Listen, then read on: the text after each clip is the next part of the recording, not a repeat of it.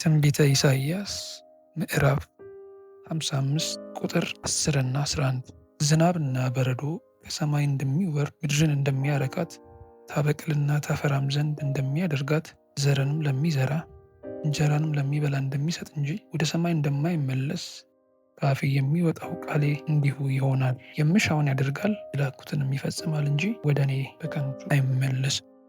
እግዚአብሔር በዚህ ክፍል ውስጥ ዝናብ ዘንቦ ምድርን እንደሚያረካ፣ ባዶ የሆነው ምድር ከዝናቡ በኋላ እንደሚያበቅል እንደሚያፈራ፣ ደግሞም በዚህ ውስጥ ዝናብ በዘነበ ጊዜ ወዲያው ውጤት እንደማይታይ፣ ቆይታ በኋላ የዝናቡ ውጤት እንደሚታይ፣ ዘር መብቀል እንደሚጀምር፣ ከቆይታ በኋላ ማፍራት እንደሚጀምር እስራኤል እግዚአብሔር የነገራቸው የተስፋ ቃል የነገራቸው የመጎብኘት ጊዜ የቆየ በመሰላቸው ጊዜ እግዚአብሔር የዝናብ ምሳሌ ነበር የሰጣቸው። ሰው ዛሬ በሕይወታችን እግዚአብሔር ተናግሮን ነገር ግን ቆየ፣ እግዚአብሔር ረሳን እንዴ፣ እግዚአብሔር ተወው እንዴ ለምንል ሰዎች ዝናብ ዘንቦ ምድር ወዲያው ማብቀል እንደማትጀምር፣ ምድር ወዲያው ማፍራት እንደማትጀምር፣ ነገር ግን ነገሩ አይታይ እንጂ ነገሩ ወደ መብቀልና ወደ ማፍራት አይምጣ እንጂ ፕሮሰስ ላይ እንደሆነ እንደዛው የእግዚአብሔር ቃል በእናንተ ሕይወትም ተነግሮ ነገሩ ፕሮሰስ ላይ ነው እንጂ እግዚአብሔር እንዳለ ቃሌ የምፈልገውን የምሻውን ሳደርግ በከንቱ ወደ እኔ አይመለስም እንዳለ እንደዛው ዛሬ በሕይወታችሁ እግዚአብሔር የተናገረው ነገር ሁሉ